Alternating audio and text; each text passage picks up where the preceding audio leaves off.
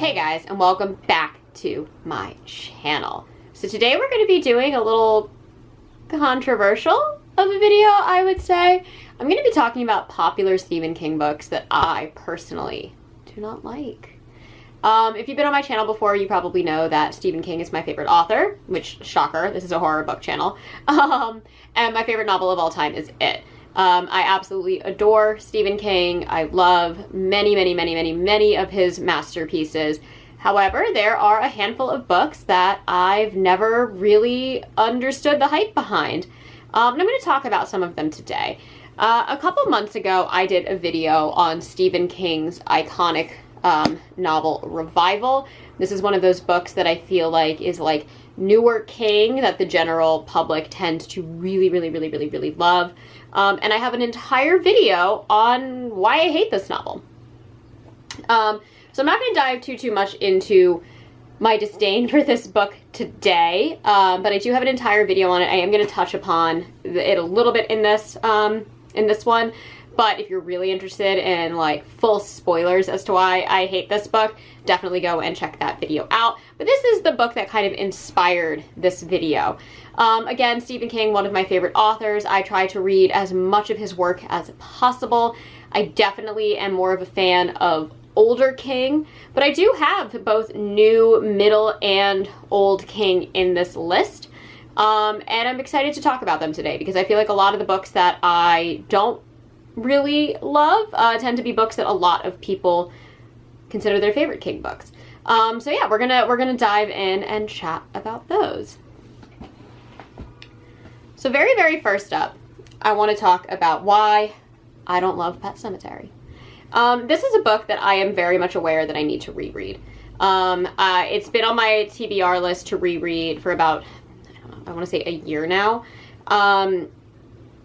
And I'm very aware that the older you get, the more this book tends to click for people. But Pet Sematary I first read when I think I was like 21 years old, and I didn't get the hype behind it. This is the story, actually I'll just read the back. When the Creeds move into a beautiful old house in rural Maine, it all seems too good to be true. Physician father, beautiful wife, charming little daughter, adorable infant son, and now an idyllic home. As a family, they've got it all, right down to the friendly cat. But the nearby woods hide a blood-chilling truth, more terrifying than death itself, and hideously more powerful. So, my biggest issue with Pet Sematary, I think, comes from the ending. This was one of the first novels that I ever read from Stephen King where I really understood that concept of King not being able to land an ending.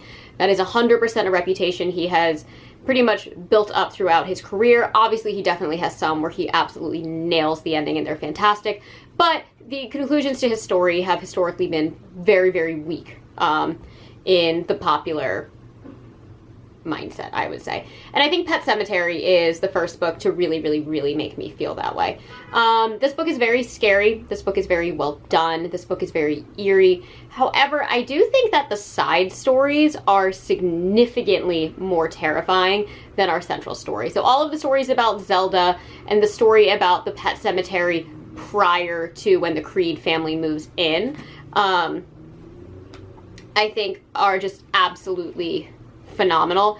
I think they're bone-chilling. I think they're disturbing. I think there's body horror. I think it leaves you with this overwhelming sense of dread. And I think they're really well done. And again, I think the absolute core of this novel is brilliant. What would you do if somebody you loved was taken too soon and you had the ability to bring them back, even if you knew they wouldn't come back the same as how they left? I think that's an amazing concept. And you really do feel like the pain and the guilt and the confliction that Lewis has along with his wife. You really understand where they're coming from and you see the tragedy, this almost like Shakespearean concept that goes into the decision that Louis Creed makes. And you also have this overarching question of, is Judd Crandall good or evil? I always like reading this story as if Judd is evil and manipulating Louis Creed. I will let you guys choose what you think with that. And I think this book makes a lot more sense when you look at it this way, even though I think the core of it all, Stephen King was trying to write Judd to kind of be a good guy, but I like him being this kind of morally ambiguous character. I think it makes the book little bit more meaningful when you get to some of the things that have happened. Like, who exactly is Judd? Why is he really putting himself in the Creeds' lives? Why does he show Lewis everything about the cemetery? I think there's a lot of amazing questions to be dissected when you look at Judd as a character. However, it is the ending of this novel that really lets me down, because I remember getting to maybe like having 50 pages left and being like, there's no way there's only 50 pages left of this book. Like, I need to have some kind of large climactic conclusion. And it kind of just ends on this really somber implication of what happens next in this story. And I think some of the film adaptations have done a good job of kind of tweaking and rewriting that ending. And I think the kind of sense of dread that comes with the conclusion is very well done, but it's very, very subtle. And I think for a book that is so much buildup, having such a subtle anticlimactic conclusion in the moment really hurt this book. Looking back on it, having read it 10 years ago and understanding more of the thought that went into this novel, definitely look on this book a little bit more fondly, and I understand the ending a little bit more concretely. But I still felt underwhelmed after my first read of this book. And this is almost a 600-page book, so you have so much buildup to just kind of taper off at the end, kind of always sat with me incorrectly.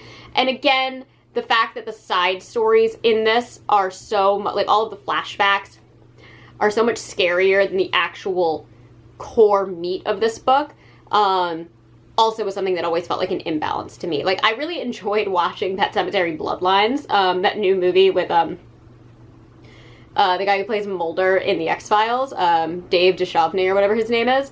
I enjoyed watching that film. Like, it wasn't great by any means, but I did like seeing that story really come to life in the Stephen King, like, film universe, because I think it's something that a lot of the other adaptations kind of touch upon but never really dive into, and I remember loving those chapters when I was reading this book. So, Pet Sematary, I want to love you. I do, and I will be rereading it soon, because I really feel like I'm having a bias of being so young when I read it, and a lot of the themes not hitting me the way that they would today as more of a mature adult. Like, I understand that I will probably get a lot more if I reread that novel, so that one's definitely on my list to reread. Okay, next up. I'm going to go through this very, very, very quickly, because again, I have like a 30-minute video on why I hate this novel. I'm going to read the back very, very quickly. In a small New England town over half a century ago, a shadow falls over a small boy playing in the yard with his toy soldiers. Jamie Morton looks up to see a striking man, the new minister. Reverend Charles Jacobs, along with his beautiful wife, will transform the local church. The men and boys are all a bit in love with Mrs. Jacobs. The women and girls feel the same about Reverend Jacobs, including Jamie's mother and beloved sister Claire. With Jamie, the Reverend shares a deeper bond based on a secret obsession. When tragedy strikes the Jacobs family, this charismatic preacher curses God, mocks all religious belief, and is banished from the shocked town. Jamie has demons of his own. Wed to his guitar from the age of 13, he plays in bands across the country, living the nomadic lifestyle of bar band rock and roll while fleeing from his family's horrific loss. In his mid-30s, addicted to heroin, stranded, desperate, Jamie meets Charles Jacobs again, with profound consequences for both men. Their bond becomes a pact beyond even the devil's devising, and Jamie discovers that revival has many meanings. This rich and disturbing novel spans 5 decades on its way to the most terrifying conclusion Stephen King has ever written. It's a masterpiece from King, brilliantly illustrating why he is right at the center of an American literary taproot that goes all the way down to Hawthorne, Poe, to Melville. I hate this book because I loved this book. And I know that that's a weird thing to say, but I loved probably the first 90% of this book. I thought it was brilliant. I thought it was so different for King. It's his own retelling of Frankenstein in a way that is so unique while still touching on the core themes of Mary Shelley's narrative, and without adding a lot of the kind of cheapened Hollywood effects that you get from the Frankenstein story today. But the ending crushes my soul. The ending touches on this element of cosmic horror, and you know I'm not a big cosmic horror fan if you've been on my channel for a while. And it did so in a way that I thought was very, very lazy to the slow burn narrative over 50 years that Stephen King laid out before us for this book.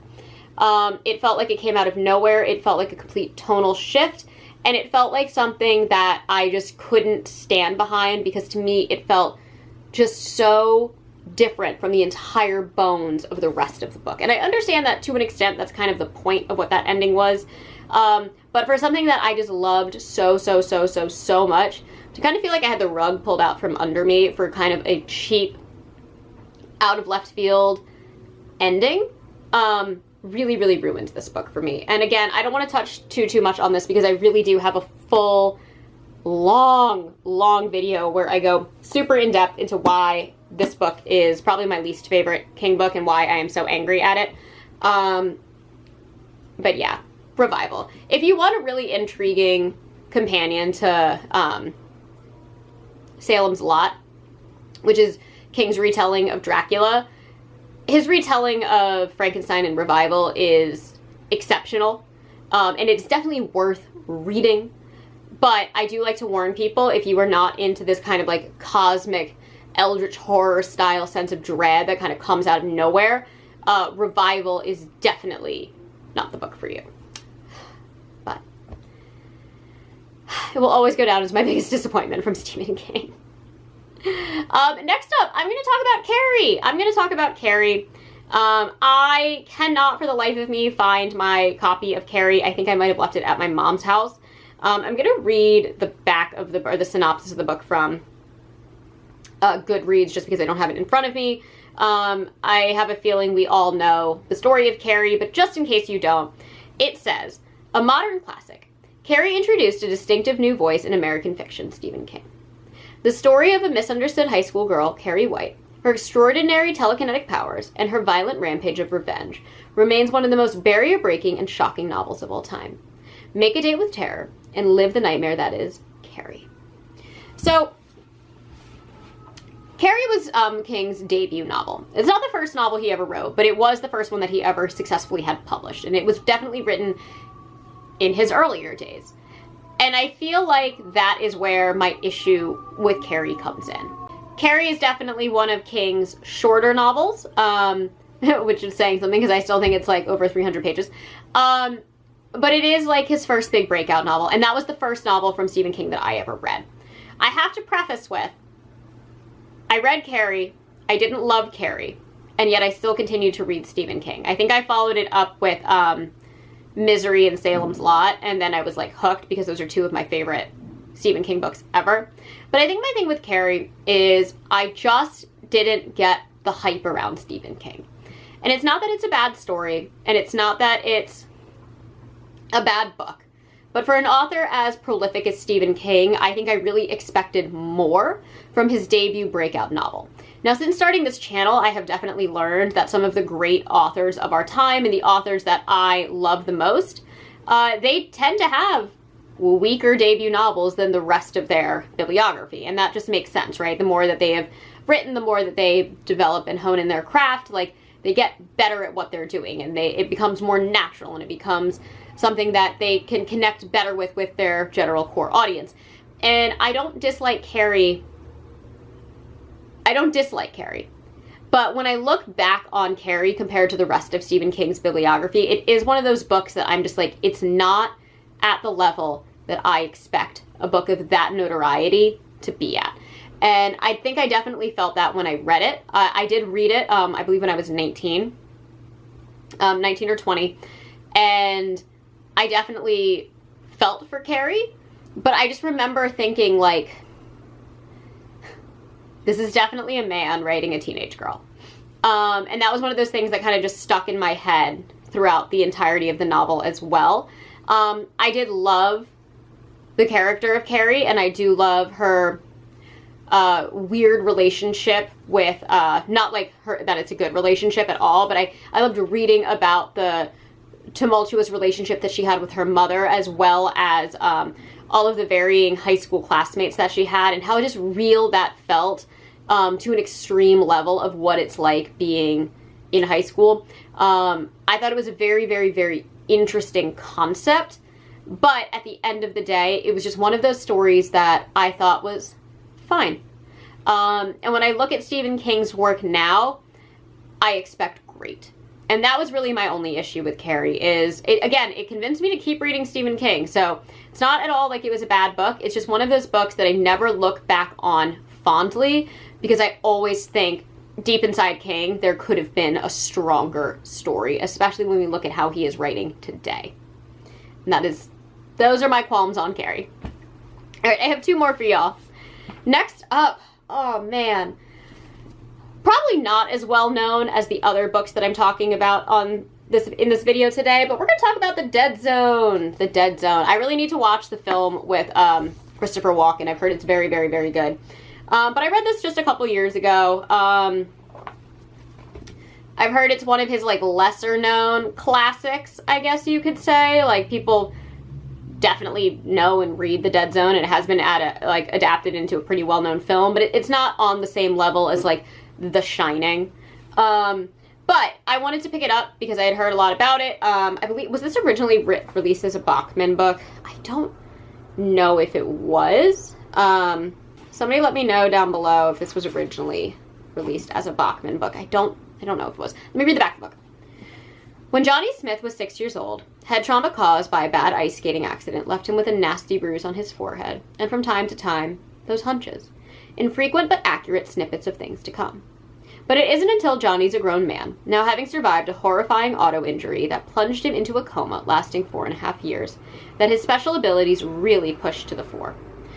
Johnny Smith has come back from the void with an extraordinary gift that becomes his life's curse, presenting visions of what was and what will be for the innocent and guilty alike.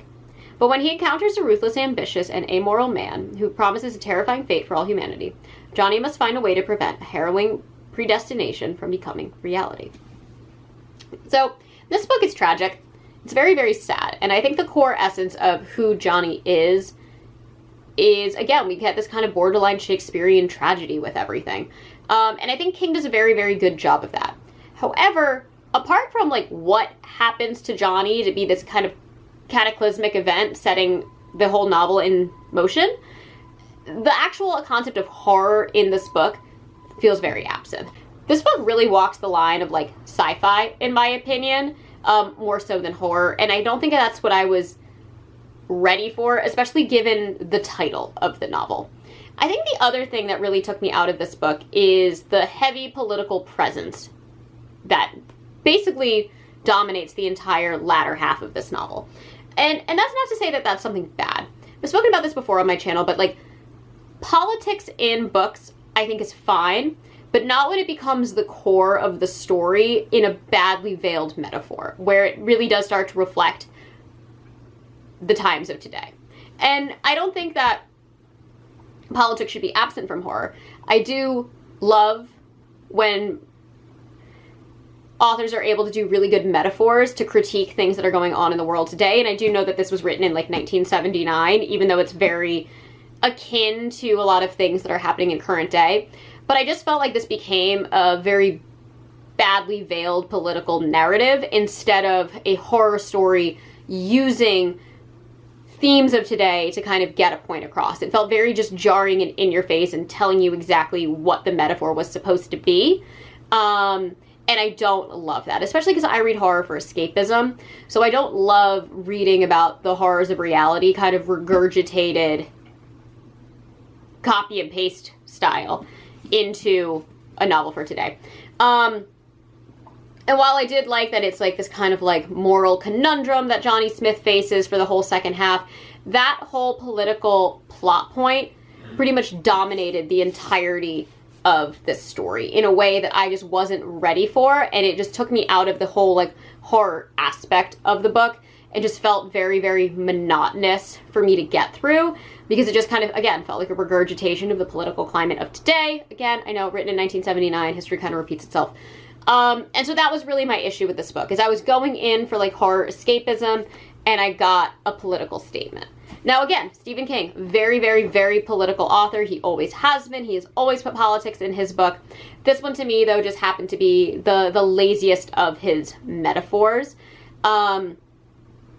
And it just didn't work for me, again, because the horror aspect of everything felt very absent, and it just really leans so heavily into kind of this like science fiction-y concept. So I didn't love The Dead Zone, even though I wanted to. I really, really, really, really, really wanted to. It is very like Shakespearean and tragic. Actually, a lot of the books that I'm talking about today have this kind of Shakespearean tragedy to it. I would argue that both Revival and, to an extent, Carrie do as well as my final book, which is Cujo, which I think is originally supposed to be pronounced Cujo. I think that is what I saw Joe Hill say in an interview with like Eli Roth, but everybody just says Cujo, so now we all say Cujo. I have heard so many amazing things about this book. I was so excited to read this book. This is one of those King classics. It has been turned into an iconic film. It is like the story of the dog. Like, the people name their dog Cujo after this book. You know, this is supposed to be such a well-loved book, and I was so excited to read it.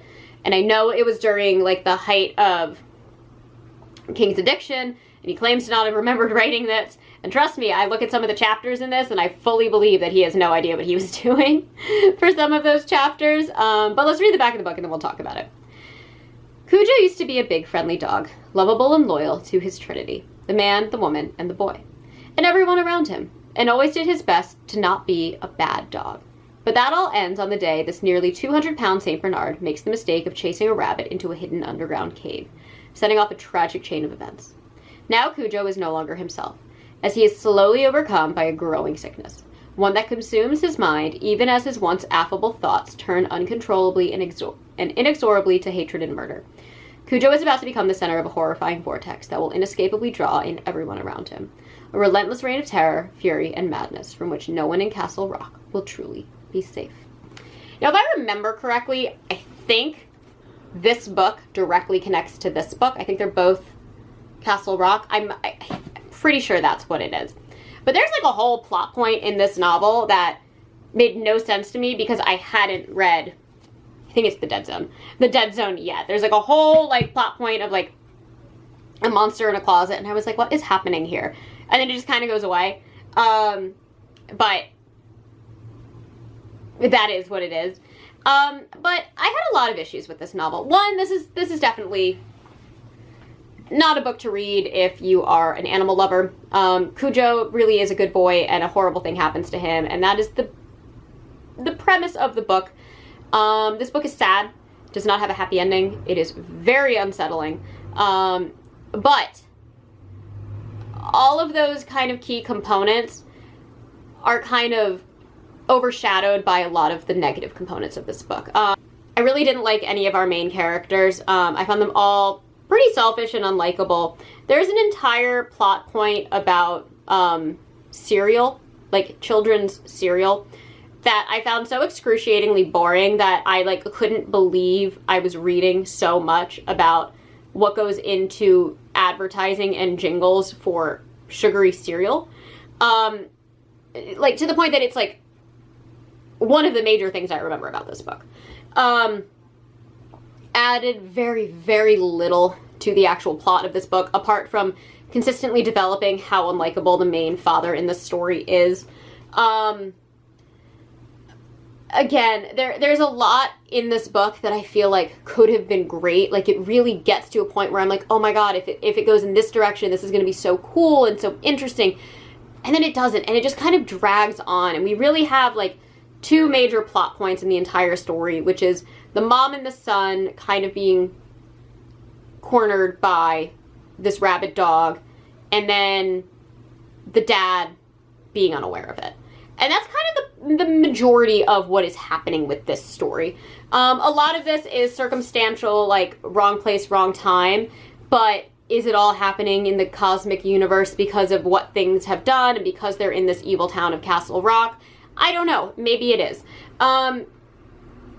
But we do really get this, like, just, like, heavy, heavy, heavy, heavy, heavy tragedy in terms of all of our main characters and our lead, who is a dog, which we do get to go into his brain a lot, and it's an interesting concept, but at the same time, it's just kind of this same horrific, tragic tale extended for, I don't know, 400 pages.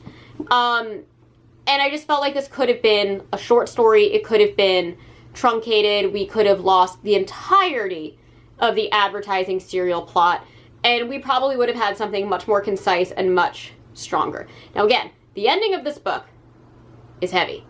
She's very, very, very heavy. And I do think that it's one of those moments where, like, Stephen King went there and made a statement with what he was doing, and it's brutal, and it's harsh, and it's a lot, but it works.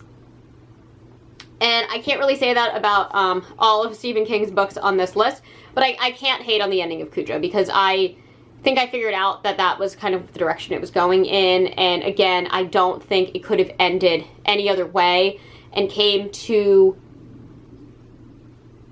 allowed you to pull what needed to be pulled out of this book in that way. Obviously, when they do it on film, it's very, very different, and I think the film has its own reasons for changing the ending as well, but this book itself, it felt very boring and very slow while being a book about something so horrifying and tragic and intense. And I think a lot of it was bogged down by a lot of unnecessary plot points and extremely unlikable characters. And I wanted to love it, and I really couldn't get behind that book, unfortunately. So yeah, those are 5 Stephen King books that I feel like a lot of people love, and they just did not work for me. I would love to hear what your least favorite and most beloved Stephen King books are down in the comments below. And tell me for sure if I'm completely wrong, or if I need to go back and reread some of these because I missed something completely, because I'm sure maybe I did. But yeah, that is all that I have for you guys today. As always, I try to post every Monday and Thursday, sometimes on Saturday. I'm going to be doing a couple Friday videos instead of like Thursday and Saturday, just for a little bit. And then I think I can go back to my normal schedule. And if you enjoy these videos, please hit the like and subscribe buttons down below, and I will catch you all in the next one. Mwah!